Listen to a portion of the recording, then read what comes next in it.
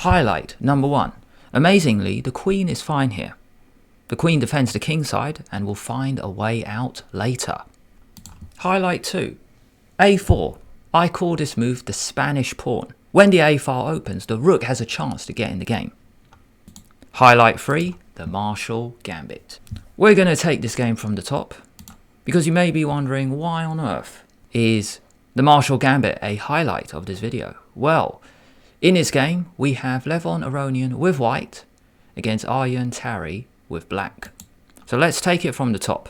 This game featured in Norway Chess. The game began e4, e5, knight f3, knight c6, bishop b5, the Spanish opening, a6, bishop a4, knight f6 and castle. Bishop e7, rook e1, b5, bishop b3 and early castle, because after c3 we have d5. Levon Aronian is known for playing the Marshall Gambit with the black pieces. In the Chess24 database, he has had 47 games and 45 games with black. So he's only taken on his own opening twice with white. And with this game, make it 3 times. Notice, today is also Levon Aronian's birthday. He is 38 today and he chooses to take on his own opening. d5. Sacrificing a central pawn, because after take, the e5 pawn drops.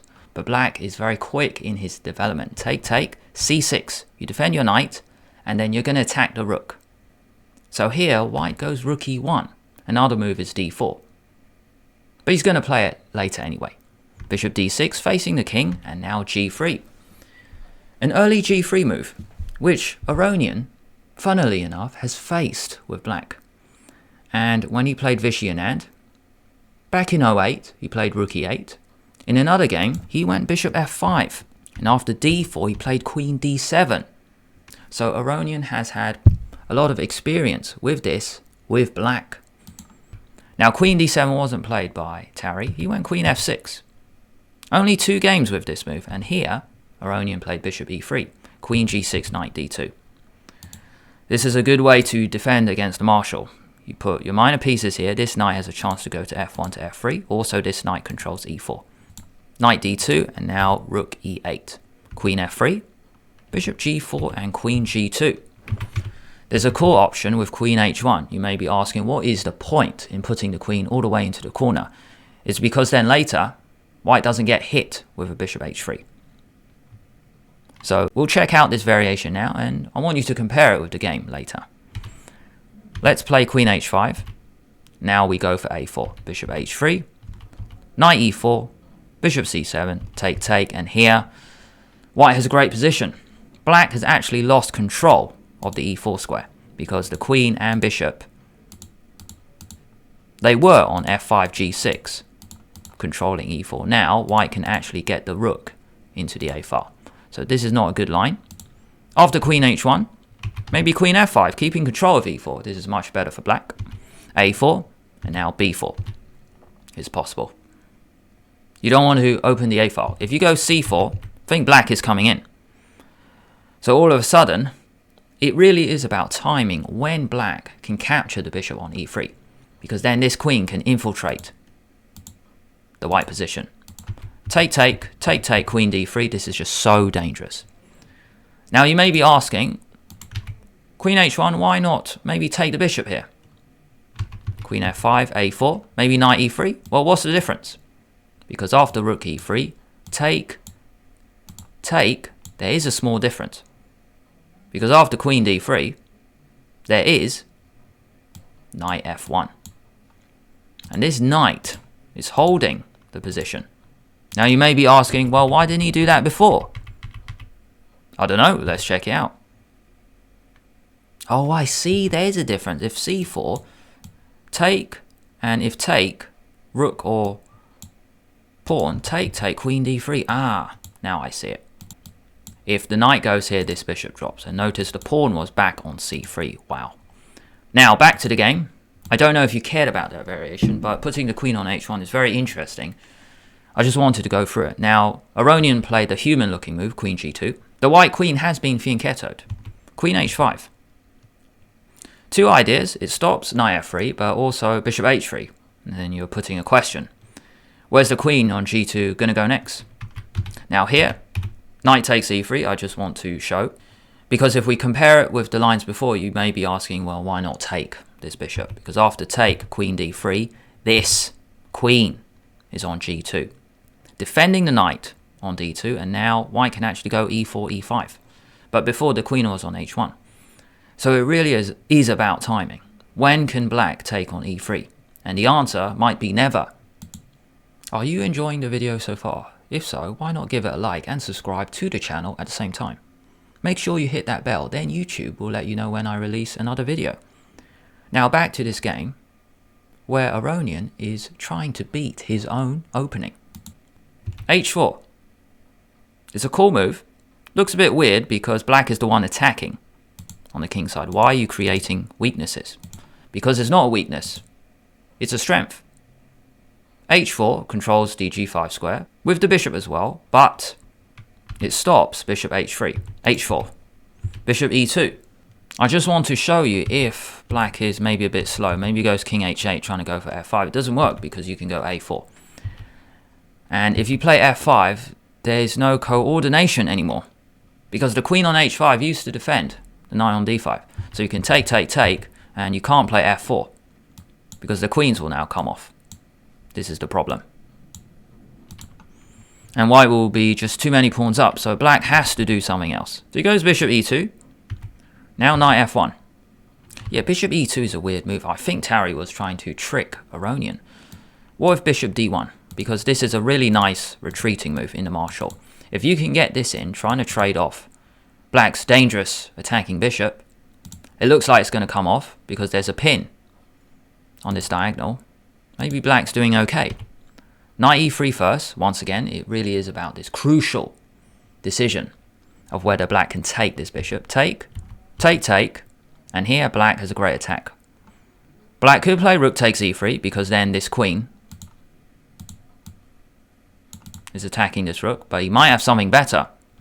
Switching the rook to the king side. We'll begin with rook e6. Knight e4, just tuck the bishop back. Knight f1, rook e6, and now bishop d2. So this is the point of knight f1. Get the bishop out the way, because the bishop on e3 is just doing nothing. And now if we put the knight on e3, he has a chance to trade it off for this amazing knight on d5.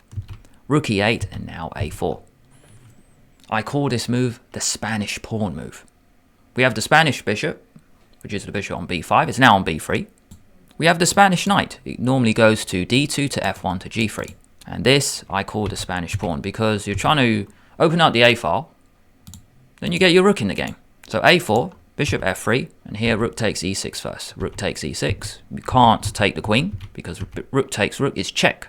Bishop has to go to f8, king g2, and white is a piece up. White has two rooks for the queen, but an extra piece. So rook takes e6, let's take back. And now queen h3. Bishop g4, queen h2, amazing. The queen is fine here. The queen defends the king side, but will find a way out later. Tari now plays h6, giving the king some room. Also, he might be out of moves at the moment. By the way, you can't play b4 here, which we saw in the other line, because you go c4. Knight c7, c5, and something is going to drop. Bishop and rook are both hanging. So no, you can't play b4 to lock up the queen side.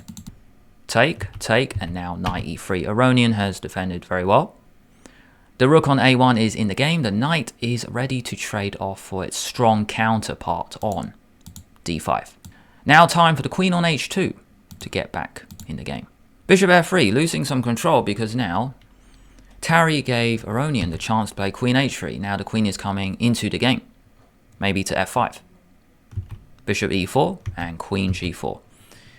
You can't blame white for going for a queen trade because this is the martial gambit. When the queens come off, black's attack probably isn't going to work. Queen g4. Trade queens off. No attack for black. Take. f5. We have reached the endgame. Always look out for tactics, even in the endgame. And here, white can play a brilliant move with knight e5. You may be asking, well, you can't play that because black has two attacking e5. But you can. So take, and the problem is, rook takes e5. It's losing. King f8 was played, both rook e5. Pause the video if you want. Can you find the winning move for white? I'll give you 5 seconds. The move is rook e1, pinning on the e-file, threatening f3, and there's no good square for the rook, because this pawn isn't back on f6 to defend the rook.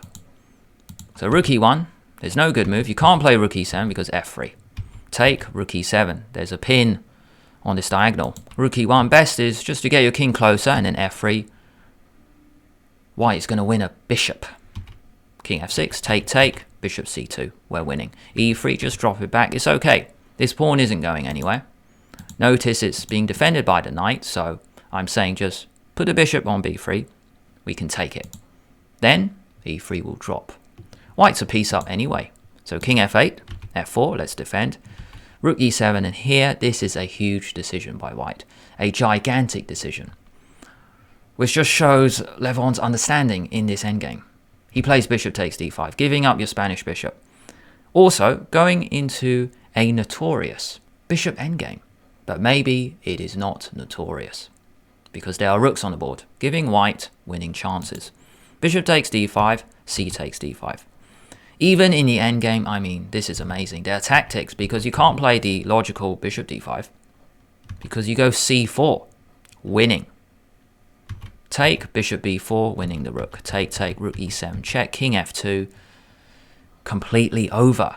C d5, bishop e3, rook c7, rook a5. And let's just watch this. Let's just enjoy how Aronian finishes this off. White is more active rook and bishop. White is a pawn up, and it is a vital pawn because it's a protected pass one. White can always time when he's going to push his asset. Rook a5, bishop d3, bishop d4. Rook c6, king f2, h5, just to stop any pawn break. This increases black's drawing chances, but not today. King e3, bishop c4, rook a3. Cool move, just to kick this bishop out. Rook g6, b3, bishop f1, bishop c5, check. King e8, bishop b4, tactics, always in the endgame. You can't play rook g3 check. King f2, attacks both rook and bishop. So Tari goes bishop g2, king d4, rook c6, stopping the king come in, but rook a7.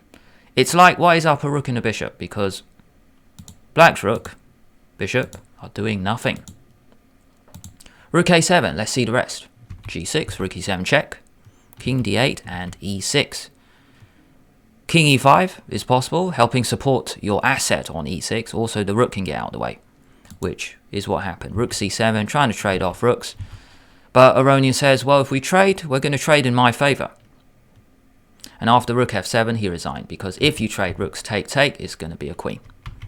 Also, rook f7, if you don't trade, this is mate. This pawn guards e6. But this is how Aronian beat his own opening on his birthday. Thank you so much for watching all the way until the end. That means you probably liked the video. If you did, why not give it a thumbs up? Like it and subscribe to the channel at the same time. Make sure you hit that bell, then YouTube will let you know when I release another video.